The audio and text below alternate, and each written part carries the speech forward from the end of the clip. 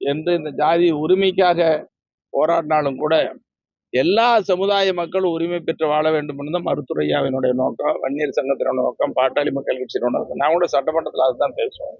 வன்னியர்களுக்கு உண்டான இடத்த பங்கீட்டை பிரிச்சு கொடுங்க, அதே மாதிரி எல்லா சமுதாயத்துக்கும் அவரவர்களுக்கு உண்டான உரிமை பறிச்சு கொடுங்கன்னு கேட்கிறோம்.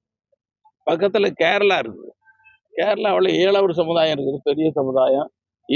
ஏழவர் சமுதாயத்துக்கு 14 விழுக்காடு தனி இடஒதுக்கீடு இருக்குது.